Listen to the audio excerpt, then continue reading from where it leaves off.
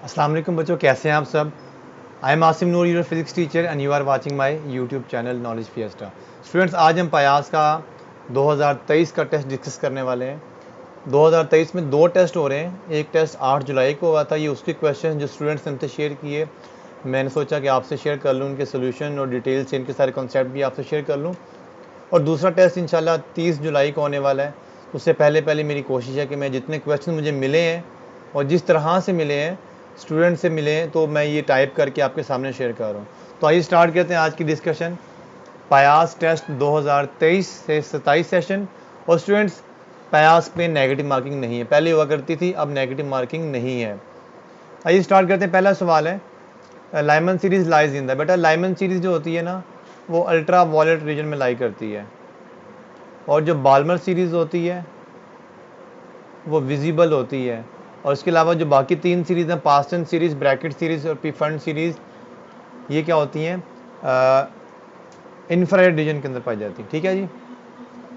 Second question है, ये दो लेंस हैं बेटा। जो पहले वाला लेंस है इसे कन्वेक्स लेंस कहते हैं, दूसरे वाले लेंस को कनकेव लेंस कहते हैं।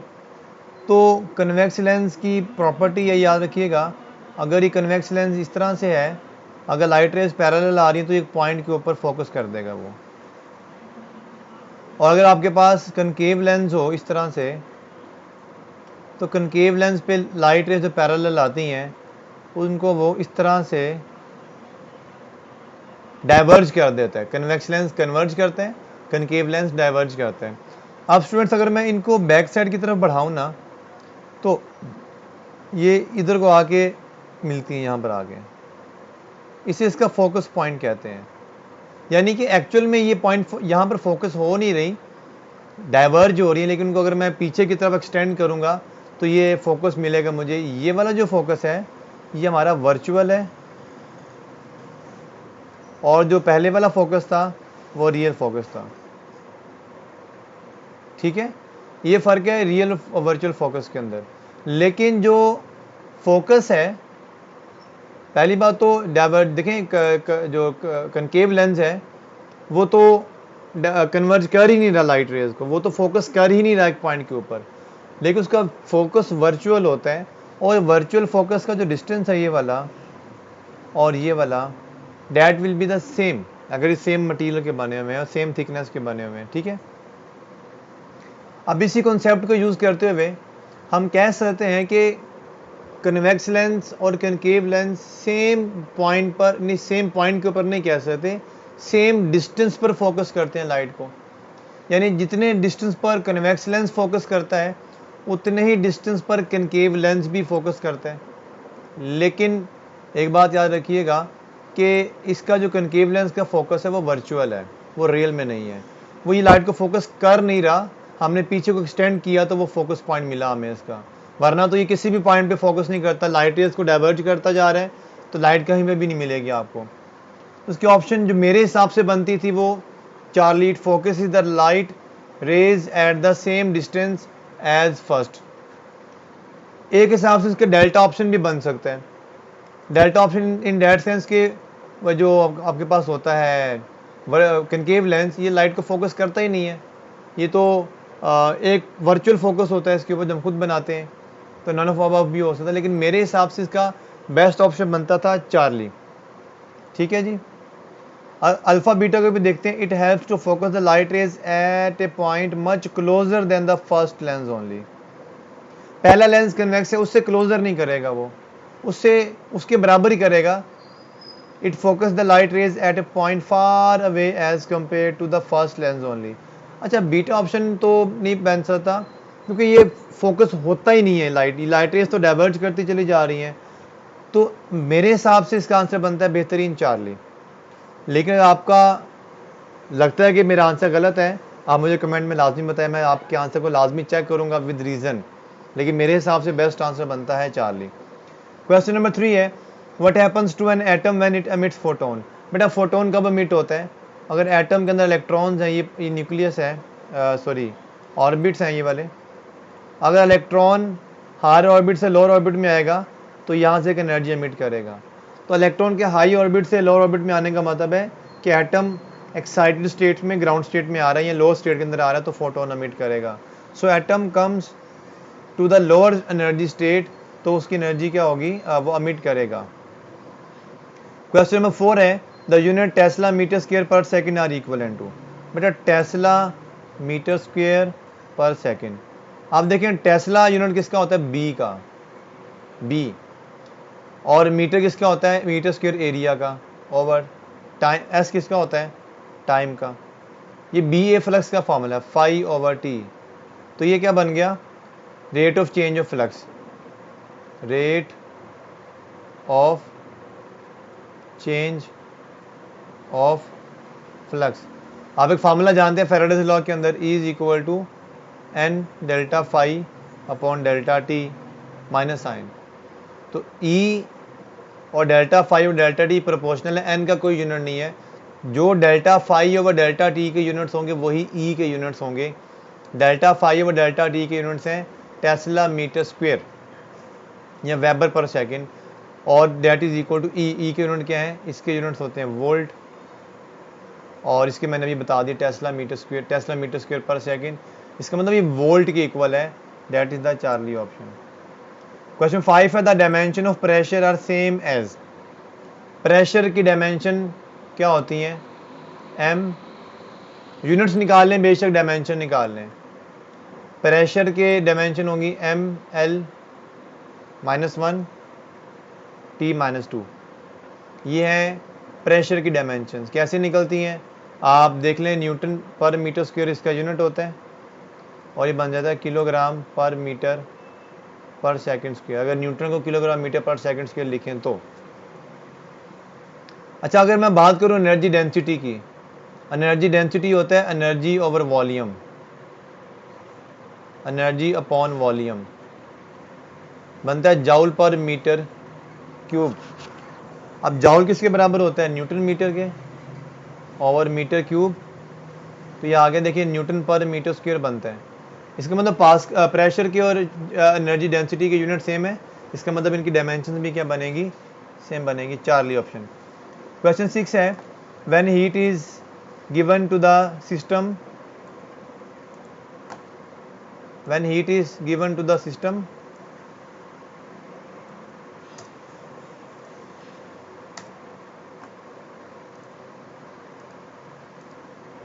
जी, when heat is given to the system in given in isothermal change the result will be। isothermal change का मतलब क्या बच्चों, isothermal change का मतलब है टेम्परेचर रिमेन्स कांस्टेंट, और जब टेम्परेचर रिमेन्स कांस्टेंट होता है तो बेटा चेंज इन टेम्परेचर ज़ीरो हो गया, और चेंज इन इंटरनल एनर्जी भी ज़ीरो होगा, क्योंकि इंटरनल एनर्जी टेम्परेचर पर डिपेंड करती है। अब फर्स्ट लॉ ऑफ थर्मोडायनामिक्स के मुताबिक Q is equal to delta U plus W। अब डेल्टा U तो आपने ज़ीरो कर दिया, तो Q किसके बराबर आ गया, W के। इसका मतलब है जितनी भी हीट अमाउंट ऐड करेंगे, अमाउंट ऑफ हीट वो सारी की सारी वर्क डन में कन्वर्ट होगी, external work done only, no change in internal energy, यानी कि बीटा ऑप्शन। क्वेश्चन नंबर 7 है suppose a wheel is initially rotating at 10 radians per second while undergoing constant angular acceleration reaching a speed of 30 radians per second after 20 seconds have been elapsed, how much time the wheel will take later to go through half of the angular displacement than it has gone during initial time। कहता है जी पहले 20 second में जितना displacement travel किया उससे आधा displacement कितने time में ट्रेवल करेगा। पहले तो आप लगाएंगे उसके बाद थर्ड इक्वेशन ऑफ मोशन, लेकिन इक्वेशन कौन सी लगानी, फॉर रोटेशन मोशन। वो फॉर रोटेशन मोशन होती है 2 alpha theta is equal to omega F square minus omega I square over, ये आपके पास आता है। थीटा एंगुलर डिस्प्लेसमेंट है, omega F square minus omega I square over 2 alpha. Alpha निकाल लें पहले, अल्फा होगा omega F minus omega I upon T. अब यहाँ पे फाइनल वेलोसिटी कितनी है, 30 या इनिशियल 10 थी, और टाइम कितना लगा 20 बाई 20 इज इक्वल टू 1। अच्छा ओमेगा एफ कितना आ गया 30 का स्क्वेयर, ओमेगा आई कितना आ गया 10 का स्क्वेयर ओवर 2 इंटू 1, ये आ गया 900 माइनस 100 800 बाई 2, इसका मतलब है 400 रेडियन उसने कवर किया, 400 रेडियन कवर किया उसने 20 सेकंड्स के अंदर। तो 20 सेकंड्स के अंदर कितना कवर कर लिया, 400 रेडियन का उसने एंगुलर डिस्प्लेसमेंट कवर कर लिया। तो आधा करना है इसका आपने, तो आधा कितने टाइम में करेंगे आप? इसको भी 2 से डिवाइड कर दें, इसको भी 2 से डिवाइड कर दें, तो 10 सेकंड में 200 रेडियन का डिस्प्लेसमेंट कवर होगा। उसने पूछा टाइम है, इसका मतलब 10 second is the right option beta. Question number 8 में एक टेबल बना हुआ है बच्चों, A B X, which of the following logic gate is used above. Students अगर एंड गेट है ना, अगर है एंड गेट, तो आउटपुट होती है x is equal to A plus sorry A dot B, OR gate के लिए होती है x is equal to A plus B. आप स्टूडेंट्स यहाँ पे देखें ज़रा, a और b 0 0 है और आंसर भी 0 आ रहा है। हमें नहीं पता मल्टीप्लाई हो रहे हैं कि ऐड हो रहे हैं, 0 प्लस 0 भी 0 होता है, 0 मल्टीप्लाई 0 भी 0 होता है। 0 और 1 मल्टीप्लाई होने से आंसर आएगा 0, ऐड होने से आंसर आएगा 1। इसका मतलब इसका जो आंसर है वो एडिशन से आ रहा है, और एडिशन किस इक्वेशन के अंदर आ रही है? और गेट की। सो राइट ऑप्शन इज डेल्टा। अब बाकी में देखिए 1 प्लस 0 इज इक्वल टू 1।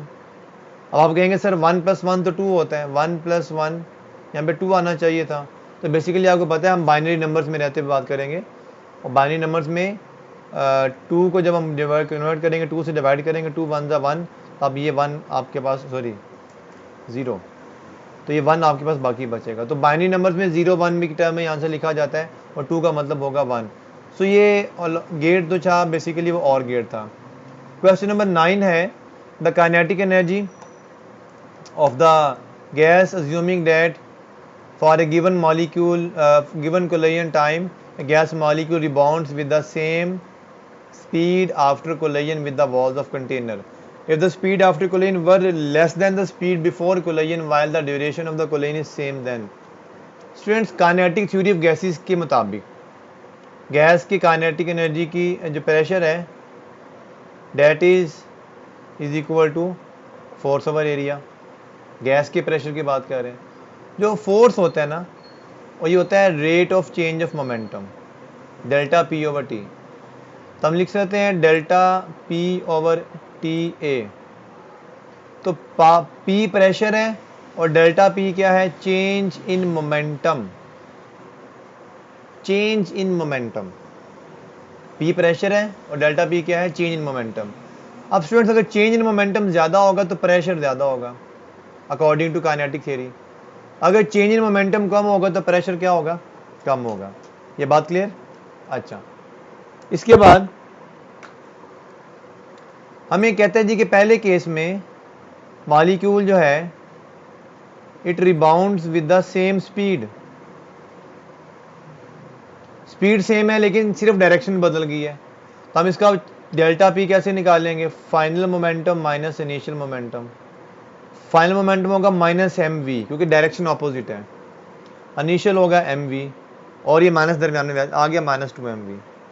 ये आ गया अगर बॉडी ये मॉलिक्यूल सेम स्पीड से रिबाउंड कर रहा है टकराने के बाद। अब यहाँ पर बच्चों कह रहा है कि अगर स्पीड लेस हो जाएगी, अगर स्पीड कम हो गई है इसका मतलब फाइनल मोमेंटम कम हो गया है। अच्छा, जब सेम स्पीड से बाउंस बैक है सिर्फ डायरेक्शन रिवर्स हुई है। अगर स्पीड भी कम हो गई है इसका मतलब क्या होगा कि उसका फाइनल मोमेंटम कम हो गया है। अब फाइनल मोमेंटम कम होने के साथ साथ डायरेक्शन भी बदल रही है। इसका मोमेंटम अगर स्पीड कम बाउंस कर रहा है इसका मतलब मोमेंटम में चेंज ज़्यादा आया है, और अगर मोमेंटम में चेंज ज़्यादा आया है इसका मतलब प्रेशर भी ज़्यादा एग्जर्ट करेगा। इसका मतलब क्या होगा? Beta option, the pressure of gas is more than the pressure predicted by the kinetic theory. क्योंकि काइनेटिक थ्योरी क्या कहती है? काइनेटिक थ्योरी कहती है कि मॉलिक्यूल्स के दरमियान जो कोलिजन है वो परफेक्टली इलास्टिक होता है, यानी जितनी स्पीड से टकराते हैं उतनी स्पीड से बाउंस बैक करते हैं। उस केस में तो प्रेशर अगर पी है, और अगर हम एक एक्चुअल केस में बात करें कि टकराने के बाद स्पीड कम हो गई है तो मोमेंटम का चेंज तो ज़्यादा हो जाएगा। अगर मोमेंटम का चेंज ज़्यादा है तो फोर्स ज़्यादा है, प्रेशर ज़्यादा एक्सर्ट होगा। सो बीटा राइट ऑप्शन बनता है। इसके बाद क्वेश्चन है,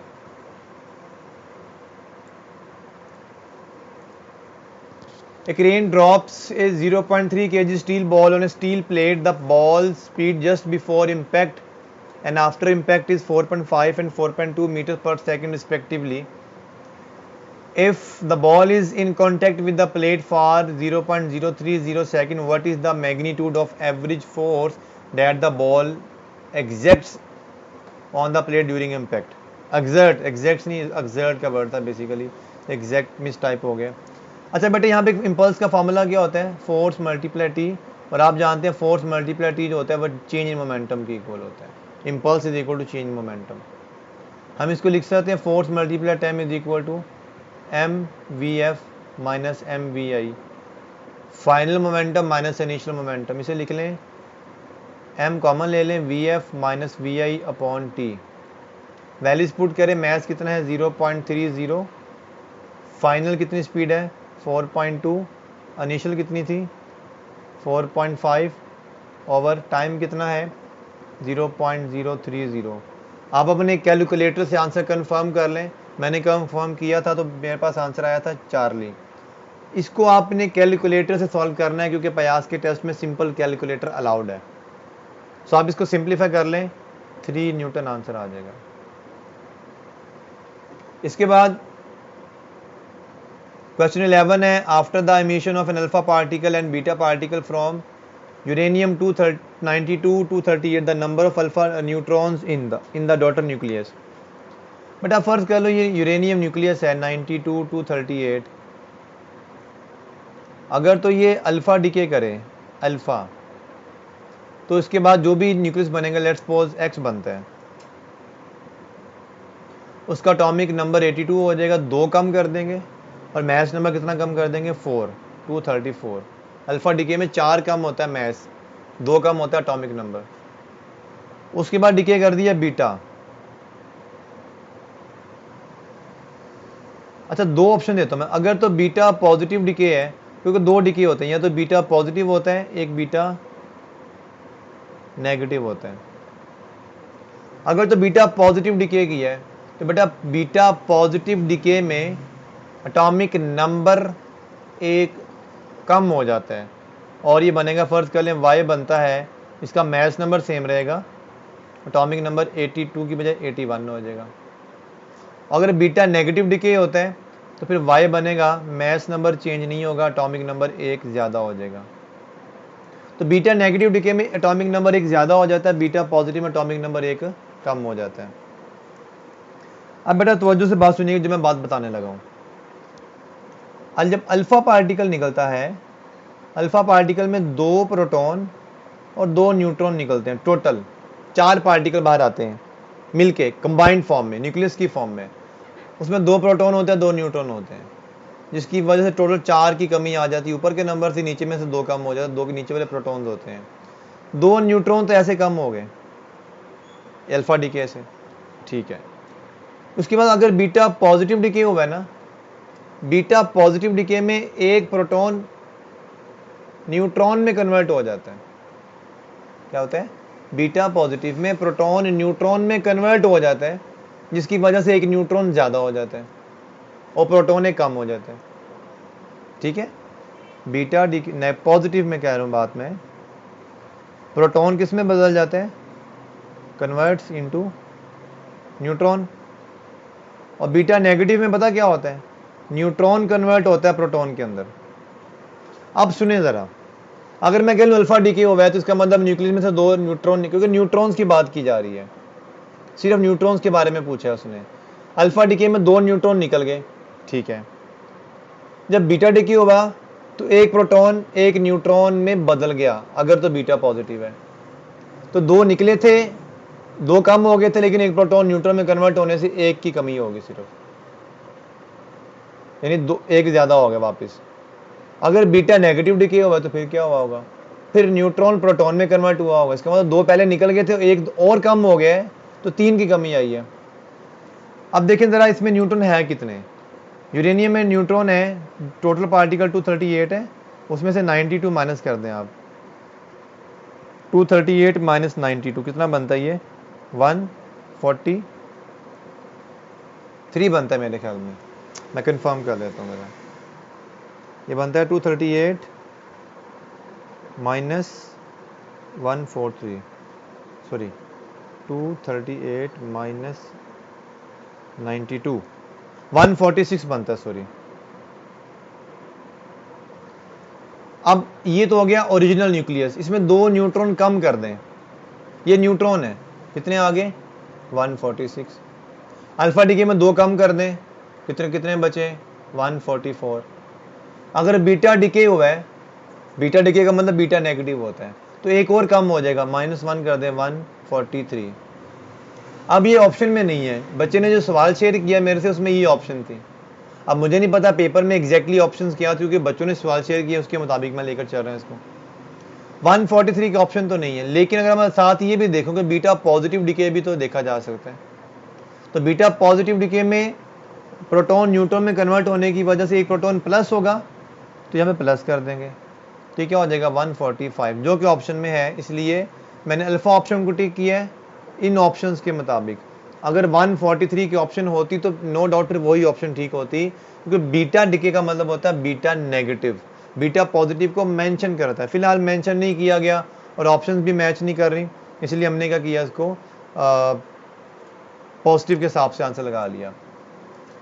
जी आगे क्वेश्चन नंबर 12।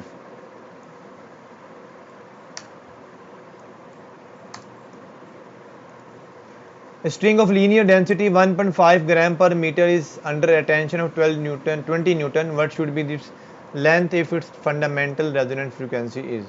बेटा फंडामेंटल फ्रीक्वेंसी का फार्मूला होता है 1/2 L under root F/m। F force in tension, tension वाली फोर्स, और M density of mass, density of string linear dense जो हमें गिवन है। अच्छा, हम यहाँ से L निकालना है, तो आ जाएगा 1/2 F अंडर रूट F/m। अब हमें देखें ज़रा फ्रीक्वेंसी कितनी गिवन है, फ्रीक्वेंसी गिवन है 220 अंडर रूट, टेंशन कितनी है 20 न्यूटन, M क्या है, मैस नहीं है, it is the mass per unit length, M is the mass per unit length, और हमें गिवन है 1.5 ग्राम, 1.5 ग्राम पर मीटर, लिखेंगे 10⁻³ किलोग्राम में कन्वर्ट किया मैंने।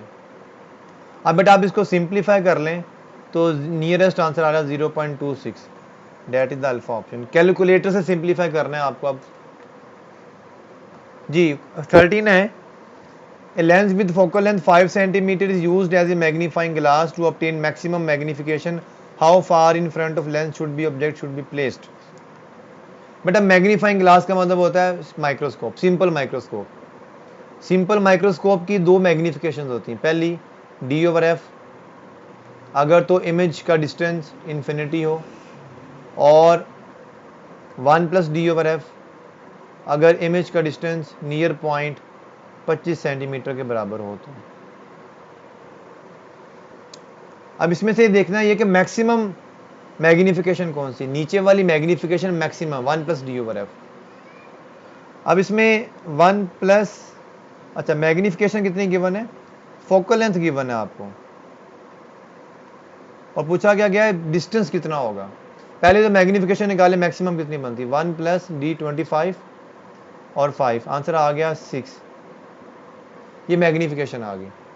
अब उससे पूछा गया कि ऑब्जेक्ट कितने डिस्टेंस पर रखा जाएगा, तो बेटा याद रखें अगर ये कन्वेक्स लेंस है और ये इसका प्रिंसिपल फोकस है और ये इसका फोकस पॉइंट है, अगर तो ऑब्जेक्ट यहाँ पर रखेंगे with in the focal length, with in the focal length, तो आपको मैक्सिमम मैग्निफिकेशन देगा। अगर आप रखेंगे ऑब्जेक्ट को यहाँ पर, तो फिर आपको ये D/F के मुताबिक मैग्निफिकेशन देगा जो कि मिनिमम होगी। तो F पर रखने से minimum magnification, with in F रखने से मैक्सिमम, है कितनी वो 6, मिनिमम कितनी होगी वो D/F से 5 बनती है, ठीक है। अब आपको मैक्सिमम मैग्निफिकेशन के लिए ऑब्जेक्ट कहाँ पर रखना है, with in the focal length, focal length की वैल्यू कितनी है 5 सेंटीमीटर, तो 5 सेंटीमीटर से कम डिस्टेंस पर, और वो एक ही ऑप्शन है जो कि बीटा। अगर वो कहता है मिनिमम मैग्निफिकेशन से, तो आप इसको चार्ली ऑप्शन लगाते हैं। फिलहाल मैक्सिमम मैग्निफिकेशन के लिए object should be placed with in the focal length, so less than 25 का आंसर 5 सेंटीमीटर 4.2। ये 14 क्वेश्चन है, वीडियो थोड़ी लेंथी हो रही है क्योंकि क्वेश्चन जो है वो डिटेल में जा रहे हैं इसलिए काफ़ी लेंथी हो रही है, लेकिन आपने परेशान नहीं होना, मेरे साथ बंदे रहना, मैं रिकॉर्ड भी तो कर रहा हूँ आप लोगों के लिए। 14 है solid sphere of mass 4 kg and radius 0.12 meter is at top of ramp inclined at an angle of 15 degree. It rolls to the bottom without slipping. The upper end of ramp is 1.2 meter higher than the lower end. Find the total kinetic energy of sphere when it reaches the bottom. ये inclined plane है, ramp है, इसकी height कहता है कितनी है, इसकी height है 1.2 मीटर हाइट है, एंगल जिसने बताया उसने 15 डिग्री है, और यहाँ पे एक रोल पड़ा हुआ है, स्फीयर पड़ा हुआ है। तो आप इसकी बॉटम पर जब पहुँचेगा यहाँ पर, तो इसकी टोटल एनर्जी कितनी होगी। तो स्टूडेंट्स जितनी टोटल एनर्जी उसकी इनिशियल होगी यहाँ पर, वो सारी की सारी पोटेंशियल एनर्जी होगी, वो सारी कन्वर्ट हो जाएगी यहाँ पर काइनेटिक एनर्जी में। अब आप काइनेटिक एनर्जी फाइंड करना चाहते हैं तो आप हाईएस्ट पॉइंट की पोटेंशियल एनर्जी निकालें, वही कन्वर्ट होगी काइनेटिक एनर्जी के अंदर। और पोटेंशियल एनर्जी का फॉर्मूला होता है बच्चों mgh। m कितना है,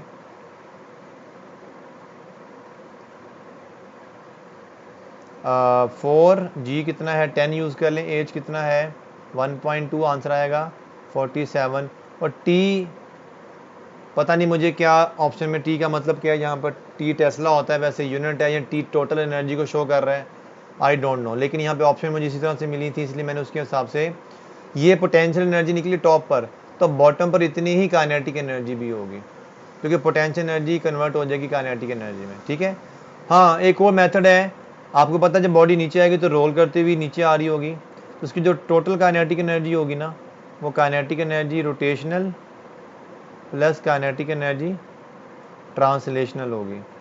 उसके लिए आपको v निकालनी पड़ेगी, v आपके पास नहीं है, इससे सॉल्व किया जा सकता है लेकिन डाटा इनकम्प्लीट है इसलिए यहाँ से सॉल्व नहीं हो रहा था, तो सिंपल पोटेंशियल एनर्जी के फार्मूला से करते हैं, और एक ही ऑप्शन बनती है जो कि 47 टेस्ला है, सॉरी टेस्ला नहीं, आई डोंट नो टी का मतलब यहाँ पर क्या है, टोटल एनर्जी है या कोई और एनर्जी है, काइनेटिक एनर्जी है।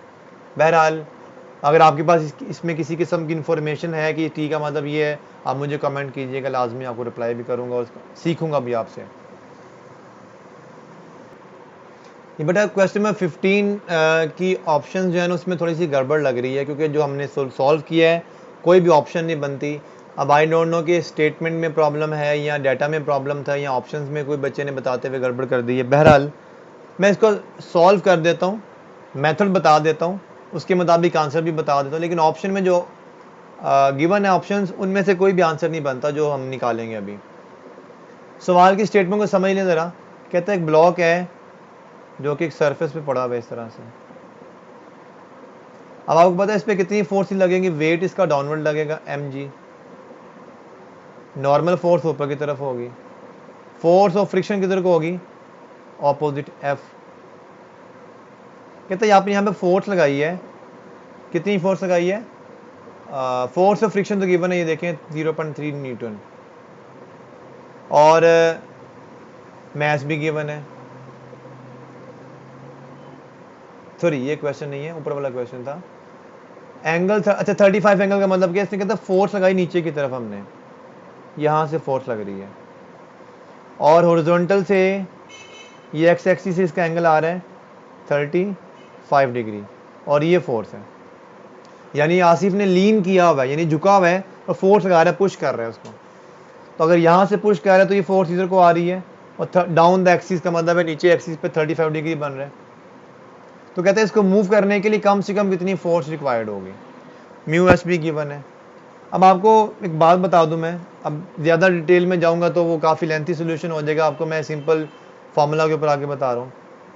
अगर आपको मैक्सिमम फोर्स चाहिए कि कितनी लगानी है, तो उसका फार्मूला होगा F is equal to maximum force का म्यू एन, ये फोर्स ऑफ फ्रिक्शन का फार्मूला, फोर्स ऑफ फ्रिक्शन का कह लें, F is equal to mu N, और यहाँ पे n जो होता है ना mg के इक्वल होता है। लेकिन जब आप यहाँ पे फोर्स के बनाएंगे कंपोनेंट्स बनाएंगे ना, जब एक कंपोनेंट बनेगा इसका नीचे की तरफ ये वाला, ये आएगा f साइन थीटा, इधर आएगा f कॉस थीटा। तो आप देखें ज़रा इस केस में जो नॉर्मल है ना ऊपर की तरफ, वो किसके बराबर आ रहा है, नीचे की तरफ दो फोर्सेज हैं जो नॉर्मल को बैलेंस करेंगी, M G plus F sine theta. This is the force of friction, force of friction between bodies. अगर आपको इसको स्लाइड करने के लिए फोर्स चाहिए मिनिमम, तो मिनिमम फोर्स होती है जो कि ए की फोर्स बच गई है, वो क्या आएगी, एफ कॉस थीटा, ये वाली फोर्स। अब बच्चों यहाँ पे हमें थीटा गिवन है, फोर्स भी गिवन है, और फोर्स हमने ऊपर से निकालनी है, ये वाली फोर्स भी गिवन है हमें, और कितनी गिवन है, हमें गिवन है फोर्स 30 kg मैस है, स्टैटिक फ्रिक्शन 400 है, 0.0, ये म्यू की वैल्यू भी गिवन है, एम भी गिवन है, जी भी गिवन है, थीटा भी गिवन है, ठीक है। एफ निकालनी है आपको। अब स्टूडेंट्स यहाँ पे सारी वैल्यूज पुट करके कोई भी आंसर नहीं आता जो हमें गिवन है, हमें कोई भी आंसर नहीं मिलता जो हमें यहाँ पर गिवन ऑप्शन में है। तो फिलहाल मैंने आपको एक फॉर्मूलाज बता दी, फॉर्मेशन बता दी है कि फोर्स कितनी रिक्वायर होगी, वो आप ऐसे फाइंड आउट कर लेंगे, लेकिन ऑप्शन में कोई भी नहीं बनता इसके अंदर से। अब आई डोंट नो स्टेटमेंट में प्रॉब्लम है या ऑप्शंस में प्रॉब्लम है या वैल्यूज़ में प्रॉब्लम है। तो ये अगर आपके पास कोई इन्फॉर्मेशन है इस क्वेश्चन के मुतालिक तो आप मुझसे ज़रूर शेयर करें कमेंट में, मैं आपको चेक लाजमी करूँगा और इंशाल्लाह आपका कमेंट हाईलाइट भी करूँगा, पिन करूँगा बेसिकली। इसके बाद है question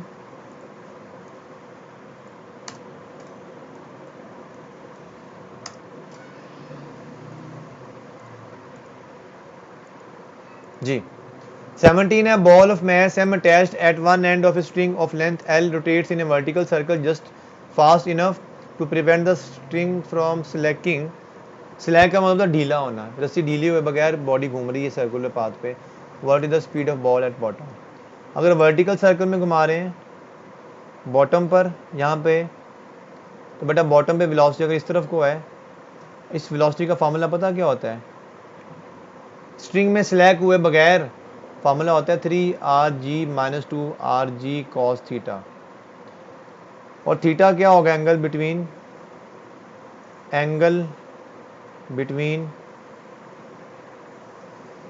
T and mg, tension और वेट। देखिए बेटा टेंशन टुवर्ड द सेंटर होती है तो सर्कल, और वेट किधर होता है, डाउनवर्ड। एंगल कितना आ रहा है 180।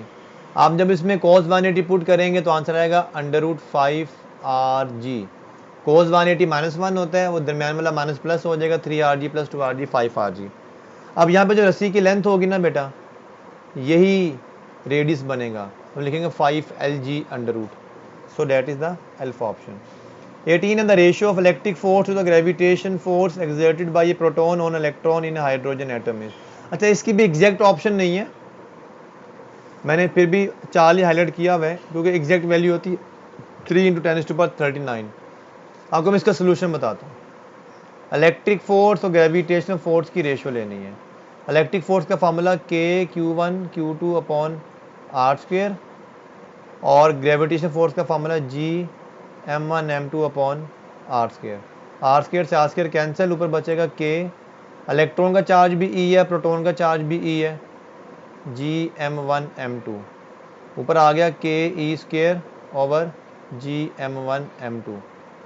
K की वैल्यू कितनी है, 9 × 10⁻9, G की वैल्यू 6.67 × 10⁻11, E की वैल्यू 1.6 × 10⁻19, और मैस 1 इलेक्ट्रॉन का होता है 9.1 10⁻31, और मैस 2 प्रोटॉन का 1.6 × 10⁻27 kg। ये सारी वैल्यूज पुट करने पर आपका आंसर आएगा रेशो की फॉर्म में FE/FG = 3 × 10⁻39। लेकिन ऑप्शन में ये वाली ऑप्शन नहीं थी, इसलिए मैंने 2.27 वाली को टिक कर लिया 10⁻39 की वजह से। ये सारी वैल्यूज पुट कर लें, हो सकता है मेरी से कैलकुलेशन में गलती होगी हो। देखिए मैं इसको ऑन करता हूँ, अगर मेरे से भी गलती हो सकती है कि इसमें कोई बड़ी बात नहीं है, बुरी बात नहीं है। आप आंसर निकालें, अगर आपको लगता है कि आपका मेरा आंसर गलत है तो आप मुझे लाजमी कमेंट करें, मैं आपका कमेंट को पिन कर दूंगा तब बाकी बच्चों के लिए, और आपसे सीखूंगा भी। क्वेश्चन नंबर 19 बेटा देखें ज़रा। A body floats in a liquid contained in a beaker. The whole system is freely fall under gravity. The up thrust on body due to liquid is. जब आप पता है बॉडी को किसी लिक्विड में डिप करते हो, ये बॉडी है, इसको अप थ्रस्ट लगती है ऊपर की तरफ, अप थ्रस्ट, और बॉडी का वेट होता है नीचे की तरफ mg. अगर बॉडी ये सारा सिस्टम फॉल कर रहा है, इट इज फ्रीली फॉल, तो बेटे अप थ्रस्ट जीरो हो जाएगी. कितनी हो जाएगी? जीरो. क्यों जीरो हो जाएगी? आपको पता है बॉडी का सिस्टम फ्री फॉल कर रहा है, उसका अपेरेंट वेट जीरो हो जाता है. और अप थ्रस्ट यहाँ पर बॉडी के अपेरेंट वेट को बोलेंगे. अप थ्रस्ट यहाँ पर बॉडी के अपेरेंट वेट को बोलेंगे. यानी कि अगर ये पेन है, इसका रियल वेट डाउनवर्ड है, अगर मैं हाथ पे रखूँगा तो मेरा हाथ इसके ऊपर जितनी फोर्स लगा रहा है वो उसका अपेरेंट वेट है. ये पेन इस पे जितनी फोर्स लगा रहा है वो उसका रियल वेट है, मेरा हाथ इस पे जितनी फोर्स लगा रहा है वो अपेरेंट वेट है. अगर ये फॉल कर रहा है सिस्टम सारा का सारा, तो फिर मेरा हाथ इस पे जीरो फोर्स लगाएगा. ये आपका केसेस हैं जब आपने एलिवेटर में पढ़े हुए हैं. इसका मतलब इसका आंसर जीरो आ जाएगा. 20 क्वेश्चन है. Uniform magnetic field and electric field exist in the region in the same direction. Same direction का मतलब क्या है कि जिस तरफ इलेक्ट्रिक फील्ड है उसी तरफ मैग्नेटिक फील्ड है. ये देख लेते हैं. ये देखिए, ये फर्ज करो इलेक्ट्रिक फील्ड है. इलेक्ट्रिक फील्ड किधर को होती है? From positive charge to negative charge. ठीक है. अब इसको मैग्नेटिक फील्ड भी लगा देते हैं. कहते हैं वो भी सेम डायरेक्शन के अंदर है. ये है मैग्नेटिक फील्ड. इसका मतलब यहाँ पर नॉर्थ होगा, यहाँ पर क्या होगा? साउथ, क्योंकि मैग्नेटिक फील्ड नॉर्थ से साउथ होती है. अब कहता है जी in the same direction the electron is projected with vertically pointed in the same velocity. Projected velocity pointing in the same direction as magnetic field and electric field. Electron को किधर फेंका है? इलेक्ट्रॉन आ रहा है, प्रोजेक्ट किया है उसी तरफ को जिस तरफ को वो इलेक्ट्रिक एंड मैग्नेटिक फील्ड है. ठीक है. द इलेक्ट्रॉन विल, अब मुझे बता, अगर आपने इसको प्रोजेक्ट किया तो सामने पड़ा देखिए मैग्नेटिक फोर्स जो होती है उसका फॉर्मूला आप जानते हैं. मैग्नेटिक फोर्स का फॉर्मूला होता है QVB साइन थीटा, और साइन जीरो है, एंगल जीरो बन रहा है, तो ये तो फोर्स जीरो होगी. इस फोर्स से चार्ज पे कोई इफेक्ट नहीं होगा. लेकिन जो नेगेटिव इलेक्ट्रिक फील्ड है, आगे पड़ा हुआ नेगेटिव चार्ज को रिपेल करेगा और रिपल्शन इधर को मिलेगी, और ये आहिस्ता आहिस्ता क्या होता रहेगा? स्लो डाउन होता रहेगा.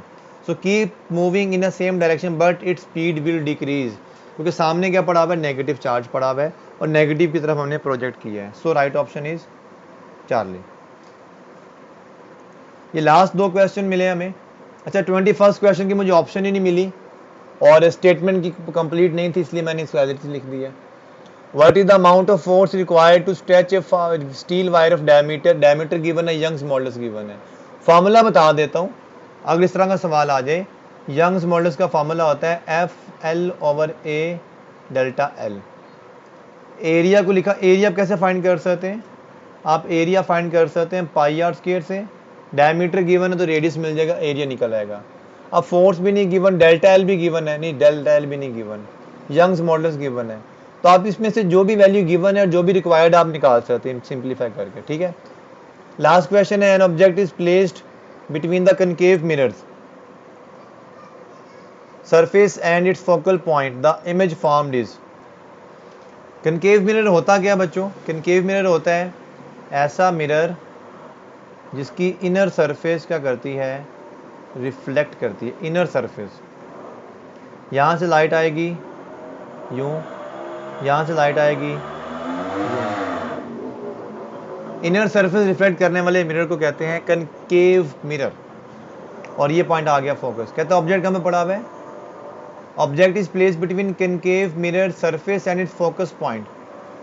ये फोकस पॉइंट है, यहाँ कहीं पर रखा हुआ ऑब्जेक्ट आपने. इसका इमेज कैसा बनेगा? तो बेटा जब भी कनकेव मिरर के फोकस और मिरर के दरमियान में इमेज ऑब्जेक्ट रखोगे, उसका इमेज बनेगा virtual and erect. Virtual and erect. और अगर ये होता है कन्वेक्स मिरर, फिर आप बोलते हैं real and inverted. Real and inverted. तो फिलहाल अल्फ़ा ऑप्शन है कनकेव मिरर के लिए, कन्वेक्स मिरर के लिए होता है बीटा। तो ये तो स्टूडेंट्स क्वेश्चंस जो मुझे मिले, मैंने एज इट इज़ आपसे शेयर किए, जो प्रॉब्लम थी वो भी शेयर कर लिया आपसे। इसमें कोई मज़ीद इन्फॉर्मेशन आपके पास अगर है और आप चाहते हैं कि मैं उसको डिस्कस करूं अपने वीडियो लेक्चर के अंदर, आप मुझसे लाजमी शेयर करें, जीमेल कर दें, व्हाट्सएप कर दें या कमेंट कर दें, तो मैं आपको रिप्लाई करूंगा। और वो जो भी आपका मटेरियल आप मुझे प्रोवाइड करेंगे, इंशाल्लाह आइंदा आने वाली वीडियोस में उनको मैं डिस्कस करूंगा। अपना बहुत सारा ख्याल रखिएगा। अल्लाह हाफिज़।